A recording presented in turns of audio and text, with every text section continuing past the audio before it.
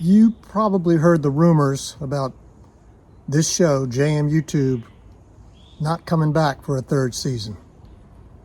And I gotta admit, we came pretty close. The ratings were down. Staff was, well, you remember Scott, the producer. We had to let him go.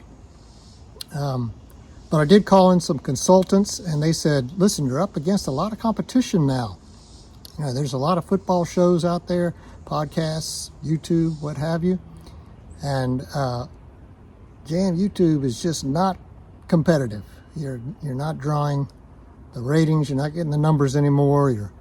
Your subscriptions have plateaued. So I asked for a strategic recommendation, and they came back with a one-word executive summary. Puppets. More specifically, if you dig into it, what they really wanted was for JMUtube to market itself directly to the next generation of JMU fans, and that would be your little tykes. I am proud to introduce JMUtube for the kids. History has shown that puppets sell, okay? Puppets are winners.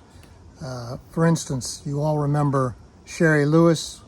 Well, if she didn't have lamb chop, Captain Kangaroo would have cut her loose right away. She wouldn't have gone anywhere. And how about Mr. Fred Rogers? Nice guy, right? But without his puppets, well, there goes the neighborhood. So we poured a lot of energy and resources into creating a vast array of puppets. And here's our first friend. His name is, Robert D. Sock. I call him Bobby, so come on in, Bobby Sock. Hey there. Well, we're going to get right into it, me and you, Bobby. Okay.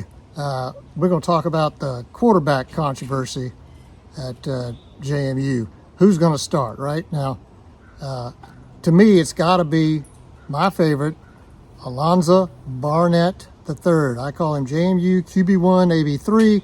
He led us to a 9-4 record last year, and so I don't see any reason he shouldn't start this year, right? That's what I think. Well, think again. Oh, no, you disagree, is that right? Mm-hmm. Well, let me see. You're saying that maybe he's still injured, maybe he's still suffering from that surgery he had at the end of last year, so maybe it'll be this big Beluga, Matthew Saluka.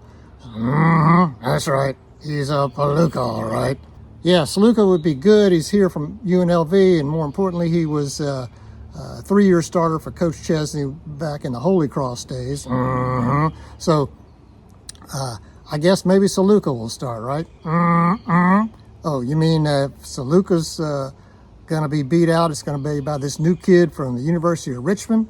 Mm-hmm. That would be Cam Coleman, I believe. Is that right? Yeah, he's darn good. I like him to play, but he took Richmond to the playoffs last year, but I kind of like you want to stash him for next year, right? Mm-hmm. That's exactly what I want to do. I'm going to say the starter's Saluka, unless, of course, Coleman beats him out. Is that clear? No. You know, Bobby, now that JMUtube for the kids has a clear marketing advantage over those other JMU football shows. Mm-hmm. I got to think we're going to get new sponsors, and here's our first one. Take it away. JMUtube for the Kids is brought to you by Time's Up Life Insurance. As a kid, every day is a carefree joyride, full of ice cream, balloons, and fuzzy little puppies. But the onrushing grip of death waits for no one, including you, Squirt. You know the average cost of a funeral today is over $10,000? And money doesn't grow on trees, Junior. Your parents are up to their eyeballs in debt, paying for your braces, travel team soccer, and those endless sticky juice boxes. But a flexible term life plan from Time's Up can help ease their burden with prices guaranteed to fit your weekly allowance. Look, kiddo, your folks brought you into this world, so do them a solid when the Grim Reaper takes you out with an affordable plan from Time's Up Life Insurance, because death is lurking around every corner. Who's new at JMU? That's right, who's new at JMU? Well, I'd like to introduce Mr. Michael Scott. I don't know if you remember Michael Scott. He transferred in from a powerhouse in Pennsylvania called Dunder Mifflin. He's also probably the world's greatest boss. So he ought to be a good leader in the locker room. Welcome, Michael Scott. The next player we'd like to look at is a fellow named Jordan Fuller. He comes to us from Holy Cross, where he was a stud running back. This off season, he put up impressive numbers in the weight room. He squatted 660 pounds and bench pressed 335 pounds. Woo-wee! He was named to the Freaks list. That's a list that somebody puts together of the most athletic players out there, and so we're glad to have Mr. Fuller on there. He's going to be a pounding fullback. I can't help but think he's a workout freak like myself, and not to brag, but I can do a number of jumping jacks. I can do windmills. I can touch my toes almost. So I can't help but think that I might fare well in a mano-a-mano matchup with Jordan Fuller. He would crush you like an eggshell under a steamroller. Well, that seems a little extreme, Bobby. He'd crush you like the Supreme Court crushed presidential accountability. Well, okay, let's not get political now, Bobby. People are here for sports. So maybe he'd crush you like a 400-yard Bryson DeChambeau drive. Oh, well, let's move on.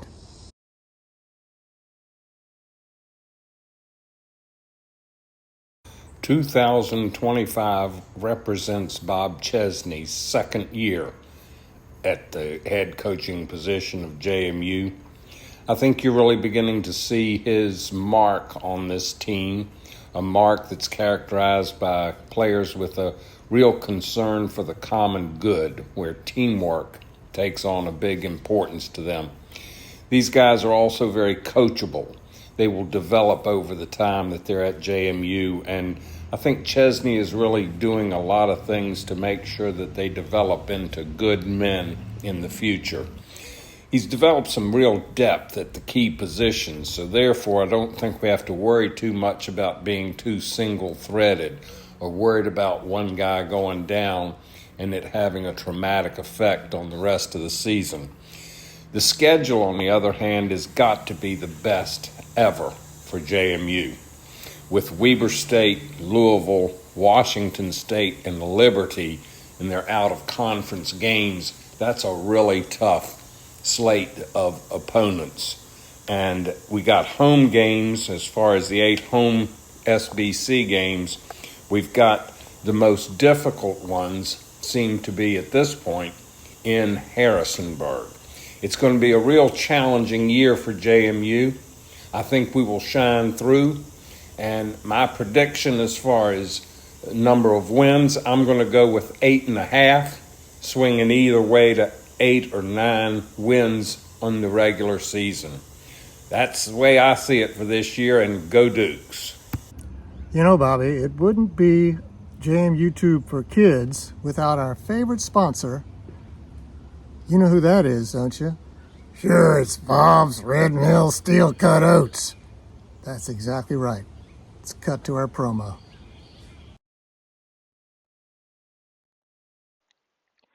My name is Oma Green, and I've been eating Bob Moore's world champion oatmeal since I was knee-high to little Hezekiah Johnston. Hezekiah stood about 4 foot and nothing. He was a dwarf. Is it okay to say? That's quite enough, Oma Green. We're going to go to our next segment. That's when we take a look at our opening game. It's against the Weber State Wildcats, coming across country all the way from Utah. I believe that's where Weber State is. We played them 3 times before. We're 3-0 against them, and they were pretty good. In fact, we had one really memorable playoff game against them back in 2017. My buddy Rich and I were in the stands, and with, a few minutes left, we were down by, I think 11, somewhere in there. And We turned to each other and said, "Do you believe in miracles?" I think we coined that phrase, as a matter of fact. Well, at least we tell ourselves we did. So anyway, there was a big comeback and a last-second walk-off field goal by Ethan Ratke. Stormed the field. It was a wonderful moment.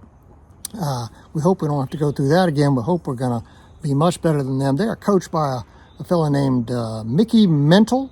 So you got to think there'll be a smart team just because of his name. But I don't think their scheduler is too bright, because they should not have come all the way out here to get a whooping the first game.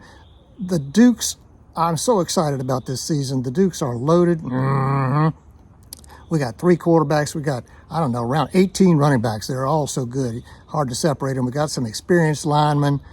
We got new players on defense, but we got Emmanuel Burning Bush, anchor in the middle. We got Trey Hendrickson out of Richmond, Virginia, who's anchor in the middle of the linebackers. And then we got, I believe his name is Jordan Taylor, a safety who's going to be all world. So we are going to be strong again. We are reloaded. I see the sky's the limit for JMU this year. So I'm going to make a prediction for this first game. All right, it's going to be pretty bold, but I'm going JMU 42, Weber State 3. Let's go, dude.